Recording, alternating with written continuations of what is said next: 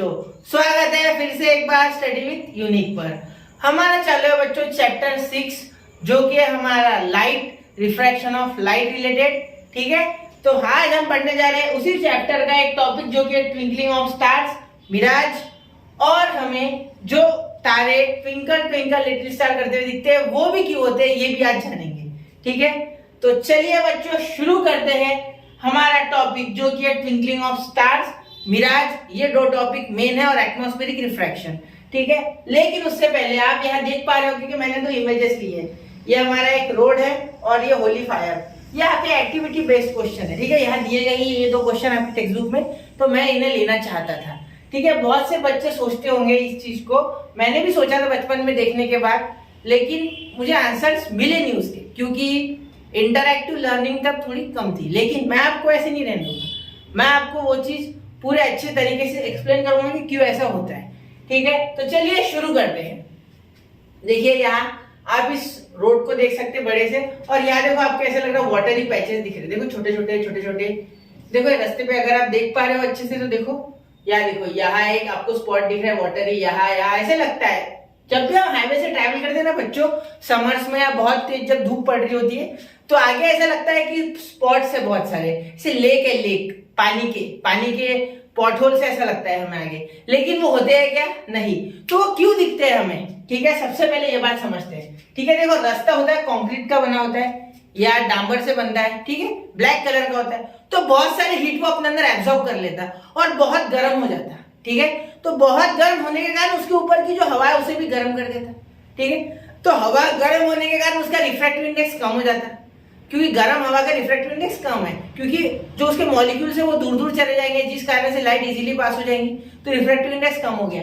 तो लेकिन जैसे जैसे ऊपर जाएंगे वैसे वैसे रिफ्रैक्टिव इंडेक्स बढ़ेगा। उसके पास की जो हवा है सरफेस में की, वहां तो रिफ्रैक्टिव इंडेक्स कम है। ठीक है, लेकिन ऊपर जाते जाते ठंडी हो जाएंगी हवा और रिफ्रैक्टिव इंडेक्स बढ़ते जाएगा। ठीक है बच्चों, जिस कारण से इस रिफ्रैक्शन के कारण क्या होगा कि जो लाइट है वो बार बार बेंड होगी, और बार बार बेंड होने के कारण refractive index, refraction one medium से दूसरे मीडियम, वन मीडियम से दूसरे मीडियम। जरूरी नहीं है कि मीडियम ही बदलना है, मीडियम की डेंसिटी बदल दो यानी टेम्परेचर बदल दो तो भी फर्क पड़ेगा, क्योंकि टेम्परेचर से डेंसिटी बदलेगी और डेंसिटी से मीडियम में रिफ्रैक्टिव इंडेक्स बदल जाएगा। समझ रहे हो मेरी बात? मतलब एयर अगर हॉट कर दो, गर्म कर दो, तो उसका रिफ्रैक्टिव इंडेक्स घट जाता है। क्यों? क्योंकि गर्म हवा के मॉलिक्यूल्स दूर दूर है, सीधी सी बात है, और ठंडी हवा के मॉलिक्यूल्स पास है। इतना याद रखना। ठीक है, तो इसके कारण यहाँ बार बार रिफ्रैक्ट होती रहेगी एयर बोल रहा हूँ लाइट, जिस कारण से हमें ये जो स्काई है ये यहाँ अपीयर होगा, ऐसा आप समझ सकते हैं। ठीक है, ये जो है ये स्काई का होता है, एक्चुअली रिफ्लेक्शन होता है वो। ठीक है, जिस कारण से हमें ये ब्लू कलर यहाँ दिखता है और जिसके कारण हमें लगता है कि आगे क्या है, वाटर है, लेकिन जब पास जाते तो पता चलता है वो तो रास्ता है। ठीक है, समझ गए? चलो अब देखो यहाँ होली फायर, इसके अंदर से भी ऐसे होता है। देखो यहाँ लोग होलिका दहन कर रहे हैं। ठीक है, तो यहाँ सपोज एक आदमी खड़ा है लंबे हाइट वाला, क्योंकि इसकी छोटी पड़ रही, तो इसने इधर वाले को देखा तो इसे हिलते हुए दिखा, ऐसे है ना, ये आदमी इसे हिलते हुए दिखा, इधर वाला आपको दिखा नहीं होगा, ये आदमी बना लेता वापस। ठीक है, तो क्यों ऐसा होता है? यहाँ देखो बच्चों, यहाँ ये होली जल रही है, हीट के कारण यहाँ की हवा इस तरीके से लहरा जाएगी। ठीक है, रिफ्रैक्टिव इंडेक्स ऑफ एयर, ठीक है, हॉट एयर का रिफ्रैक्टिव इंडेक्स कम होता है कोल्ड एयर से। ठीक है, जिस कारण से इसमें से लाइट ऐसे बेंड होके पास होगी। ठीक है, आपको पता है light bends away from the normal, from denser medium to rare medium, और उसके बाद में फिर वो वापस इमर्जेंट एंगल करते समय towards the away from the normal, तो वापस से टुवर्ड्स द नॉर्मल बेंड हो जाएगी। ठीक है, जैसे देखो ये बाहर की एयर है जिसकी डेंसिटी ज्यादा है। ठीक है, एक मिनट है, बाहर की एयर है ये, इसकी डेंसिटी क्या है, ज्यादा है, और ये हॉट एयर की डेंसिटी क्या है, कम है। ठीक है, तो इसके अंदर से जब जाएगी, ठीक है, डेंसर टू रेयर मीडियम, तो जो नॉर्मल से दूर हो जाएगी लाइट। ठीक है, और वापस से जब डेंसर में आएगी तो नॉर्मल के पास आ जाएगी, जिस कारण से दो बार यहाँ हो गया रिफ्रैक्शन, जिस कारण से यह आदमी हमें हिलता हुआ दिखता है इधर वाला, या कोई भी ऑब्जेक्ट आप देख लो, नहीं तो आप घर पे ये होली मत जलाना, अभी होली में देख लेना। अभी सुन लो मेरी बात, आपको ये घर पे कर सकते हो आप एक्सपेरिमेंट आसानी से। देखो क्या करना, सिगरेट लाइटर ले लेना। अगर सिगरेट लाइटर नहीं है तो जाना मत लेने, ठीक है, पप्पा बहुत मारेंगे दिख गए तो वहां गलती से, ठीक है। अब देखो आपको क्या करना है, आपको गैस जलाना है घर का, किसी बड़े केस में करना, ऑब्जर्वेशन में, अगर नहीं आपसे अकेले से हो रहा है तो, और उसके पीछे कुछ रख देना और ऐसे ऑब्जर्व करना, आपको दिखेगा थोड़ा बहुत इफेक्ट, ज्यादा नहीं थोड़ा बहुत देखना है, ठीक है।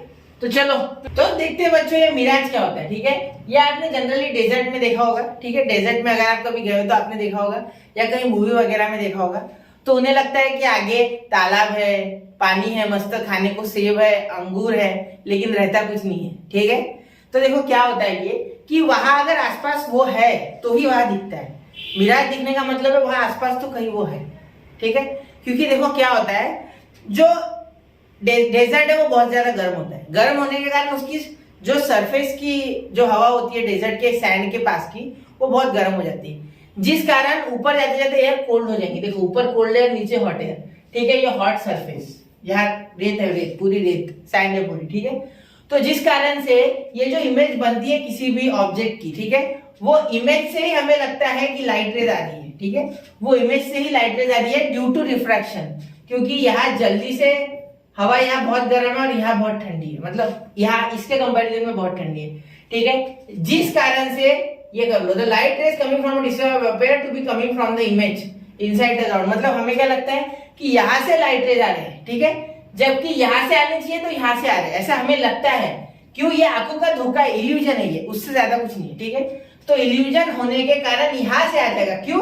क्योंकि यहाँ का रिफ्रैक्टिव इंडेक्स कम ज्यादा वेरिएबल है, ठीक है। रिफ्रैक्टिव इंडेक्स वेरिएबल होने के कारण नीचे जो सरफेस पे इमेज बन रही है उसकी, इस ऑब्जेक्ट ने इमेज से हमें ऐसे लगेगा कि इमेज से लाइट रेज आ रही है, इमेज से लाइट रेज आ रही है, इसलिए हमारे आंखों को क्या लगेगा कि यही वो ऑब्जेक्ट है। और ये ऑब्जेक्ट होने के कारण हमें ऐसा लगता है कि यहाँ आंखों का धोखा यानी मिराज बन गया, ठीक है। लेकिन मिराज बनने के लिए वो चीज आजू बाजू में होनी चाहिए। मतलब अगर कभी आप में मिराज बनता है डेजर्ट में जाके, तो समझ लेना कि आजू बाजू में वो चीज कहीं ना कहीं है, ठीक है, समझ गए। इसी तरीके से आप ये स्टार्स का आप ट्विंकलिंग देखते हैं, ठीक है। तो देखो एटमॉस्फेरिक कंडीशन हर वक्त चेंज होती रहती है, वेदर हर वक्त चेंज होते रहता है, क्लाउड्स वगैरह बनते हैं, कम होते हैं, ज्यादा होते हैं, क्लाइमेट अलग अलग होता है, दिन में टेम्परेचर अलग अलग होता है, ठीक है। उसी के साथ एयर की डेंसिटी भी कम ज्यादा होती रहती है, ठीक है। जिस कारण से, अब मैंने ये इतना डिटेल क्यों बताया, जिस कारण से हर वक्त जब लाइट आती है स्टार से, तो स्टार बहुत दूर है यहाँ से, सन से भी, सन पास है, बाकी के स्टार बहुत दूर है, क्योंकि स्टार्स को खुद की लाइट होती है, और कुछ स्टार सन से भी बड़े हैं लेकिन वो दूर है इसलिए हमें छोटे दिखते हैं, ठीक है। तो इतने दूर से लाइट आने वाली है, पहली बात सोचो।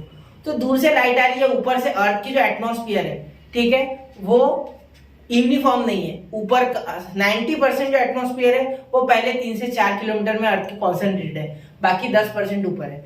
तो जैसे जैसे स्टार की लाइट अंदर आती रहेगी, वैसे वैसे अंदर आते समय यहाँ से अंदर इस तरीके से जब आएगी तो वो सीधी नहीं आएगी, इस तरीके से बेंड होती हुई आएगी। देखो पहला बेंड, दूसरा बेंड, तीसरा बेंड। क्यों? क्योंकि नीचे आते आते जो एयर की डेंसिटी है वो बढ़ जाएगी, एयर की डेंसिटी बढ़ने के कारण रिफ्रैक्टिव इंडेक्स बढ़ जाएगा, रिफ्रैक्टिव इंडेक्स बढ़ने के कारण बार बार वो टुवर्ड द नॉर्मल बेंड करेगा। तो जिस कारण से हमें इतने दूर से वो स्टार चमकते हुए दिखेगा, उसकी ब्राइटनेस कम ज्यादा होते हुए दिखेगी। उसकी ब्राइटनेस एक्चुअल में कम ज्यादा नहीं हो रही है, एक्चुअल में कम ज्यादा नहीं हो रही है उसकी ब्राइटनेस, हमें उसकी पोजीशन भी बदलती हुई दिखेगी कभी कभी, लेकिन एक्चुअली वो पोजीशन भी नहीं बदल रहा है, और एक्चुअल में उसकी ब्राइटनेस भी कम ज्यादा हो नहीं रही, वो इतनी ही है, लेकिन हमें ऐसा लग रहा है क्योंकि हम एटमॉस्फेयर में से देख रहे हैं। एटमॉस्फेयर, यहाँ से एटमॉस्फेयर हर वक्त टेम्परेचर चेंज होने के कारण एयर की डेंसिटी चेंज हो रही, एयर की डेंसिटी चेंज होने के कारण हमें ऐसा लग रहा है कि वो जो स्टार है वो ट्विंकल कर रहा है, जबकि ट्विंकल ट्विंकल स्टार है ही नहीं।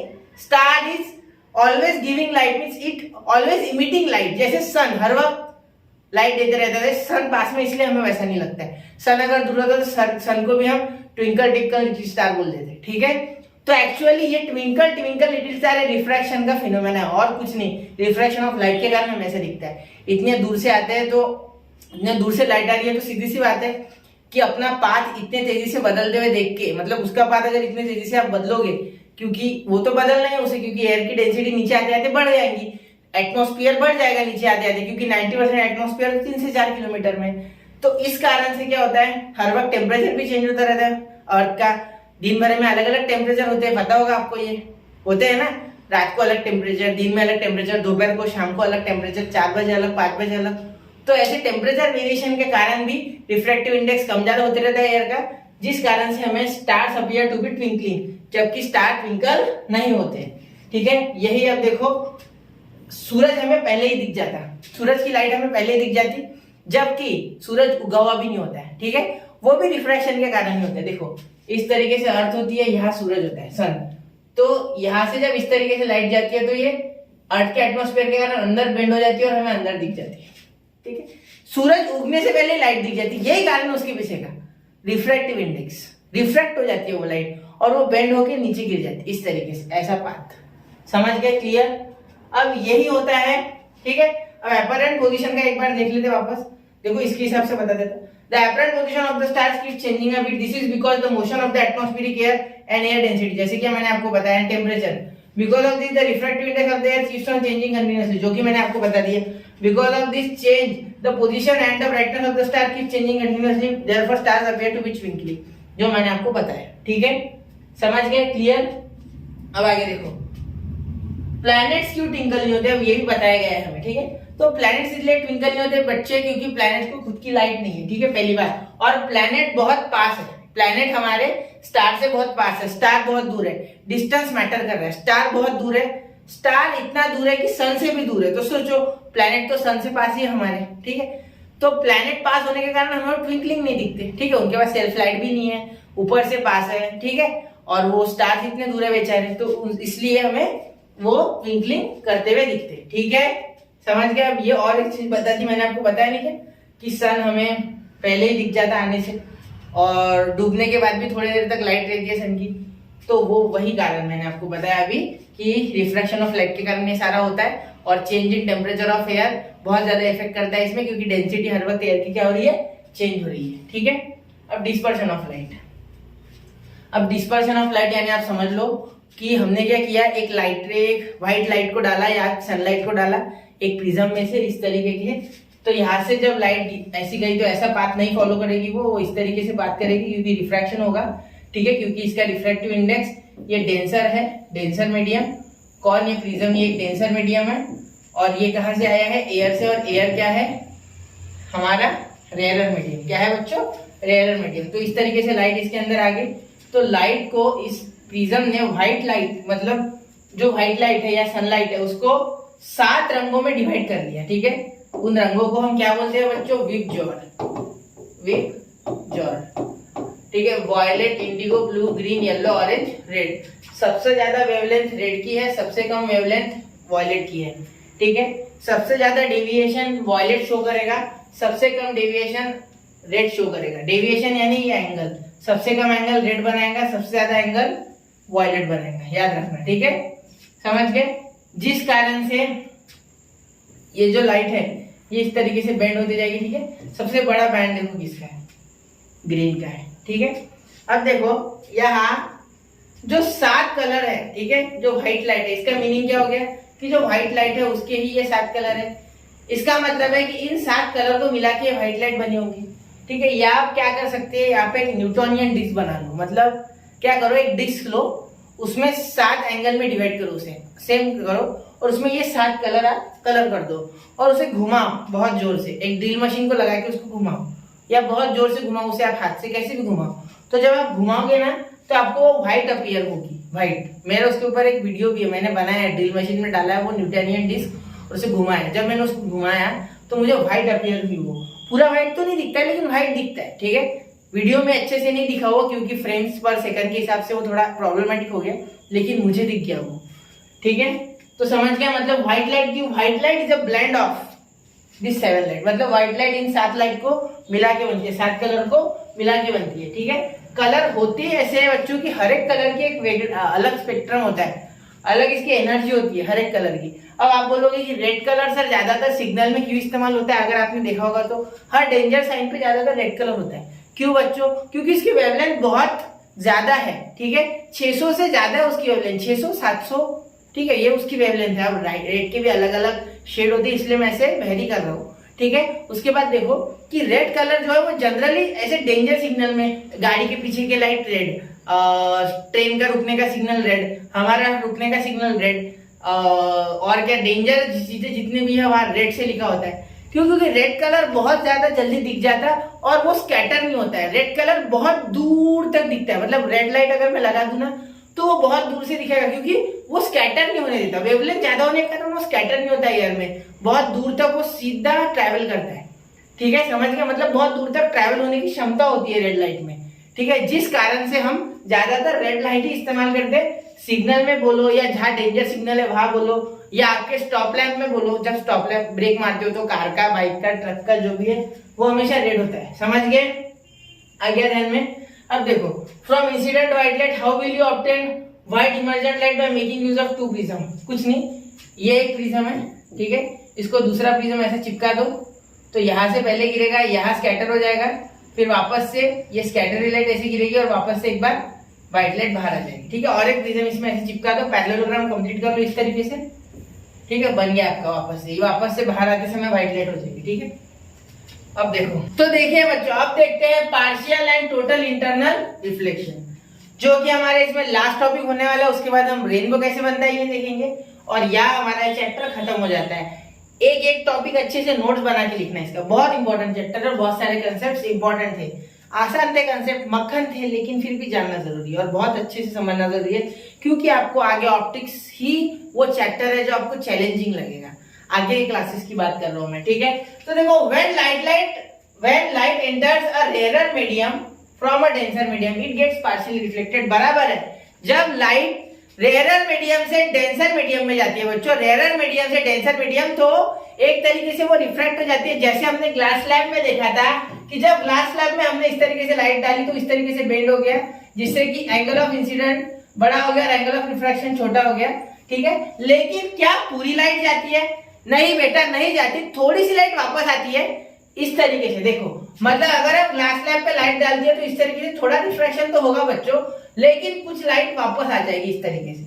ठीक है, थोड़ी बहुत, ज्यादा नहीं, मैं 10 या 20% वापस आती है, तो उसे कहा जाता है पार्शियल रिफ्लेक्शन। ठीक है, अब पार्शियल रिफ्लेक्शन समझ गए आप कि थोड़ी बहुत लाइट का वापस आना, एखादी जो ऑब्जेक्ट है, एखादा जो सब्सटेंस है, जिसमें से मटेरियल है, जिसमें से लाइट पास होनी चाहिए, तो लाइट पास तो होती है बेटा, बराबर पास होगी, लेकिन थोड़ी सी लाइट वापस आ जाएगी, थोड़ी सी, ज्यादा नहीं, 10 से 20% आप समझ सकते हो। ठीक है, तो इसे हम कहेंगे बच्चों पार्शियल रिफ्लेक्शन। ठीक है, आप टोटल इंटरनल रिफ्लेक्शन में बता रहा हूं, पहले पार्शियल सुन लो। ठीक है, हो गया यहाँ तक? अब देखो, ये लाइट सोर्स है, ये इमेज के थ्रू हमें बताने की कोशिश की गई है। ठीक है, अब यहाँ देखो, यहाँ I1 है, ये I पहला एंगल। ठीक है, पहले में I छोटा है तो R भी छोटा है। ठीक है, अब देखो I1 बढ़ा दिया। अब सेकंड इसमें इन्होंने जब ऐसे एंगल, देखो पहले मैंने ऐसे लाइट मारा, फिर मैंने एंगल ऐसे हाथ को बेंड कर लिया, फिर और मारा, तो इसका मतलब I1 बढ़ गया, तो I1 बढ़ने से R1 बढ़ गया। सही है, अब ये देखो क्या होगा आगे, धीरे धीरे देखो। अब दूसरी बार देखो, फिर मैंने और थोड़ा बेंड कर दिया तो IC, ठीक है, क्रिटिकल एंगल। इसमें क्या हो गया बेटा, इसमें लाइट बाहर गई नहीं, रिफ्लेक्ट हुई नहीं, यही रहेगी वो लाइट। ठीक है, ये हो गया हमारा क्रिटिकल एंगल। ठीक है, यहाँ लाइट सीधा बेंड हो गया, 90 डिग्री पे बेंड हो गई। ठीक है, उसके बाद मैंने और थोड़ा बेंड किया तो क्या हो गया, लाइट बाहर जाने की जगह अंदर आ गई।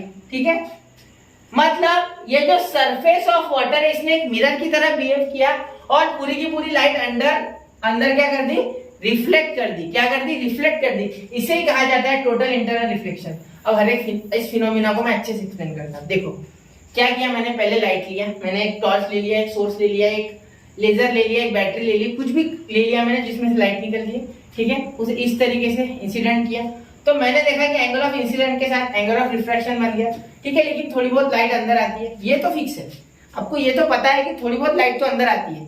ठीक है, रिफ्रैक्शन 100% नहीं होता है। ठीक है, थोड़ी बहुत लाइट वापस आती है। ठीक है, तो ये थोड़ी बहुत लाइट जो वापस आई, ठीक है, ये आई आगे लाइट वापस, इसे कहा गया है पार्शियल रिफ्लेक्शन। ठीक है, यहाँ रिफ्रैक्शन तो ऊपर हो रहा है लेकिन रिफ्लेक्शन नीचे हो रहा है, पार्शियल थोड़ा। ठीक है, अब हमने क्या किया, थोड़ा सा एंगल ऑफ इंसिडेंट को बढ़ा के देखा। ठीक है, मतलब I1 is greater than I, देखो I1 is greater than I, मतलब पहले एंगल से दूसरा एंगल बढ़ा, तो यहाँ रिफ्रैक्शन हो गया वापस सीधा सीधा, तो I बढ़ने के साथ साथ R1 भी बढ़ा। इस फिनोमेना को कहा जाता है बच्चों स्नेल्स लॉ। क्या कहा जाता है, स्नेल्स लॉ। मतलब अगर इंसिडेंट एंगल बढ़ाओगे तो रिफ्रैक्शन एंगल भी बढ़ेगा। ठीक है, और आपको ये तो पता ही है कि जब स्मूथ सरफेस होता है तो एंगल ऑफ इंसिडेंस और एंगल ऑफ रिफ्रैक्शन नहीं, रिफ्लेक्शन, एंगल ऑफ रिफ्लेक्शन ये सेम होता है, ठीक है। एंगल ऑफ रिफ्लेक्शन यानी अंदर, ये देखो अंदर आ रही है लाइट, तो एंगल ऑफ इंसिडेंट बढ़ाने पे एंगल ऑफ रिफ्रैक्शन बढ़ा और साथ ही में यहाँ पार्शियल रिफ्लेक्शन जो थी वो भी हुई और इसका भी एंगल बढ़ गया, ठीक है। मतलब वैसे भी ये एंगल और ये एंगल तो सेम ही होता है ना, ये मैंने आपको पहले ही लॉज ऑफ रिफ्लेक्शन जो पहले लेक्चर में मैंने करवाया था उसमें बता दिया था, ठीक है। अब देखो, अब जब सर्टेन एंगल पे मतलब आईसी, मैंने कुछ एंगल ऐसे बेंड करते करते एक्सपेरिमेंटली देखा तो ज्यादा बेंड हो गया, तो यहाँ मैं आईसी पे पहुंच गया। आईसी यानी क्रिटिकल एंगल। कौन सा एंगल बच्चों?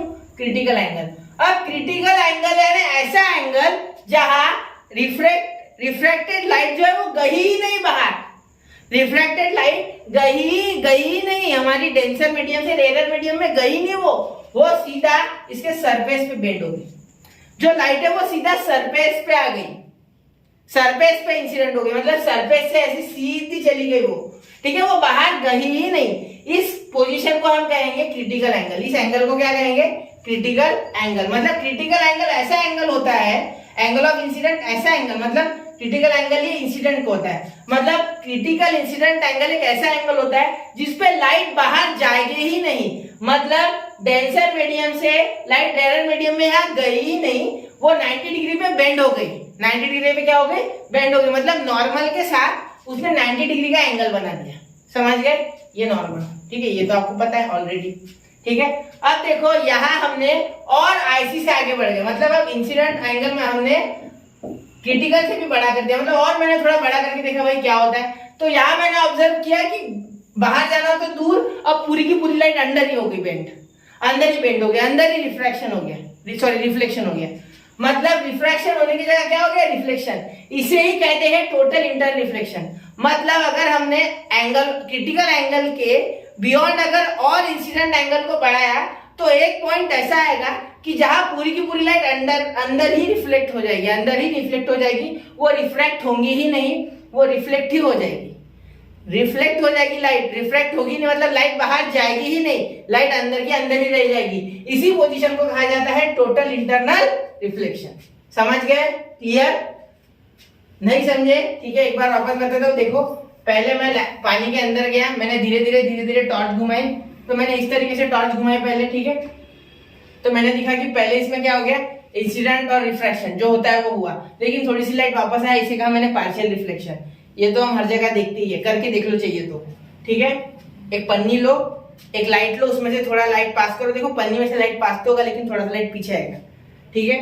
अब वापस से मैंने थोड़ा एंगल ऑफ इंसिडेंट बढ़ाया, एंगल ऑफ रिफ्रैक्शन बढ़ा, ठीक है, एंगल ऑफ रिफ्रैक्शन बढ़ा, ठीक है। जब एंगल ऑफ इंसिडेंट बढ़ता है तो एंगल ऑफ रिफ्रैक्शन भी बढ़ता है और साथ ही पे एंगल ऑफ पार्शियल रिफ्लेक्शन भी बढ़ता है, मतलब ये एंगल ऑफ रिफ्लेक्शन भी बढ़ा, रिफ्रैक्शन भी बढ़ा। अब मैंने क्या किया?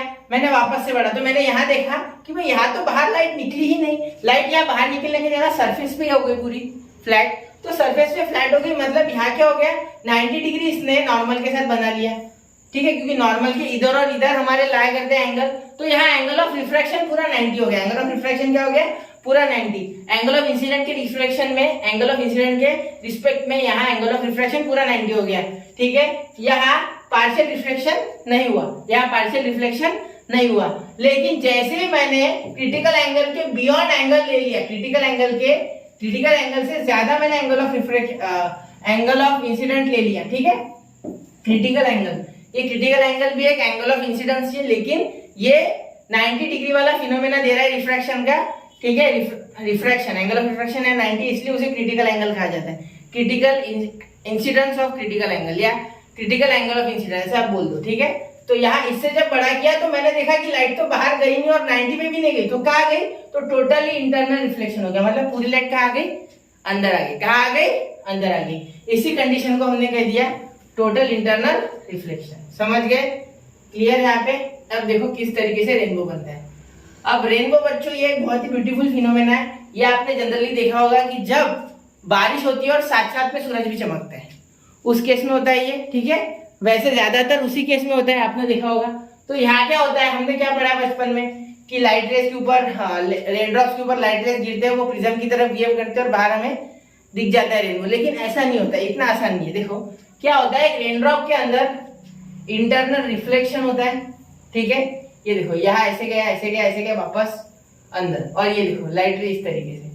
तो बहुत सारे देखो, internal reflection, total internal reflection क्या क्या होता है देखो, it is combined effect of dispersion of light, refraction, total internal reflection of light. मतलब डिस्पर्शन ऑफ लाइट भी होगा, रिफ्रैक्शन भी होगा, total internal reflection of light भी होगा, क्योंकि कंटिन्यूअसली वो रेनड्रॉप मूव कर रहा है नीचे, तो एंगल धीरे धीरे सनलाइट का उसके साथ बदल रहा है, तो धीरे धीरे हर एक फिनोमेना को एक्सपीरियंस करता हो जाएगा ड्रॉप, क्योंकि उसका एंगल बदलेगा। देखो सोचो, यहाँ से यहाँ से ऐसे रेनड्रॉप जैसे जैसे नीचे गिरा है तो पोजीशन बदल रही है, पोजीशन बदलने के कारण एंगल बदल रहा है, एंगल बदलने के कारण हर एक फिनोमेना को उसको एक्सपीरियंस करना पड़ रहा है, और इन सारे फिनोमेना का कंबाइंड इफेक्ट यानी रेनबो। इन सारे फिनोमेना का कंबाइंड इफेक्ट यानी rainbow. Effect of dispersion, effect of refraction of light and effect of total internal reflection of light, ये सारे मिला के रिफ्रैक्शन, रिफ्लेक्शन और डिस्पर्शन, ये सारे मिला के एक रेनड्रॉप में से लाइट जब इस तरीके से पास होगी तब एक स्पेसिफिक फिनोमेना के बाद रेनबो बनेगा। ठीक है, ये समझ गए, क्लियर यहाँ तक? तो इन 3 प्रोसेस का रेनबो बन जाता है। All these 3 processes produce rainbow. Again and again जब ये प्रोसेस होगी तब हमें रेनबो दिखता है, हर वक्त हमें रेनबो नहीं दिखता। बारिश ऐसे भी बहुत बार आ जाती है जब सनलाइट होता है, लेकिन हर बार हमें रेनबो नहीं दिखता। रेनबो हमें उस कंडीशन में दिखता है जब ये सारी चीजें फेवरेबल कंडीशन में हो, फेवरेबल यानी उसे फेवरेबल उस दिन। ठीक है, ये हम समझ सकते हैं कि ये क्या है, संभावना है, प्रोबेबिलिटी है कि उस दिन होगा या नहीं होगा। तो अगर आपका नसीब अच्छा है और आपके आंखों को आज रेनबो देखने की चाह है, तो अगर ये सारी चीजें हो गई तो आपको रेनबो जरूर दिखेगा। इसी शुभकामनाओं के साथ इस चैप्टर को खत्म करता हूँ। यहाँ मैंने पूरा आपको कंसेप्ट पढ़ा दिया है, पढ़िए, आगे बढ़िए, और मैं इसके पूरे के पूरे न्यूमेरिकल्स भी लूंगा। एग्जाम्पल्स अभी बाकी है मेरे दोस्तों, वो अगले लेक्चर में लूंगा। शॉर्ट एग्जाम्पल भी लूंगा और अनसॉल्व भी लूंगा, पूरी एक्सरसाइज भी बताऊंगा। पढ़ते रहे, आगे बढ़ते रहे, स्टडी विद यूनिक के साथ बने रहे। All the very best. जय हिंद, जय भारत।